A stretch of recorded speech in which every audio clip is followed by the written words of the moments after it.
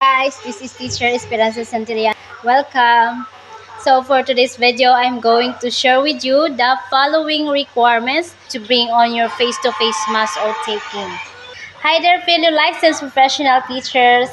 Congratulations to our newly licensed professionals out there. So here are the following requirements you need to bring on your upcoming face-to-face muscle taking. So number one is oath form. Your oath form with QR code or panunumpa from your Lyris account. Downloaded. Printed po ha. Dapat po colored po. Kailangan po kasi colored para klaro po. Number 2 is your oath-taking ticket. It will serve as your gate pass and attendance for your taking ceremony po.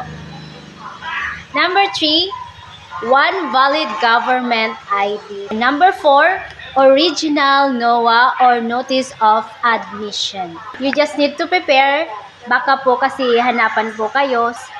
Each series po have different requirements as well as po sa payment ng ating oath-taking ticket, and every year is always a changes.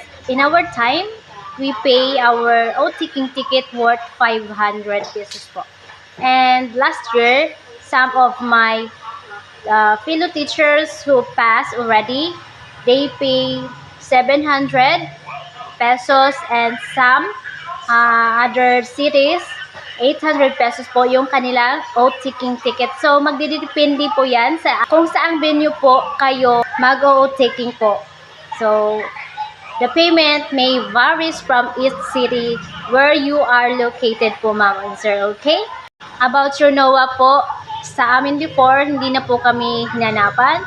You just need to prepare para iwas po sa mga aberya po. Okay? And number 5, you need to bring food, snacks, and water para hindi po kayo mauhaw, okay? Note din po, you need to fill in yung inyong mga oath form po. Kung ano po yung required po na i-fill in ninyo, yun po with signature, okay? And then you need also to provide documentary stamp if ever po na hanapan lang po kayo, okay? Our next video, I'm going to share with you the requirements you need to prepare on your PRC appointment day after you've done your oath-taking ceremony. What are the next steps after oath-taking? Initial registration, the requirements, how much is the payment, and a lot more to discuss. So, thank you so much guys for watching. I'm happy to see you again on my next video. God bless everyone. Bye-bye.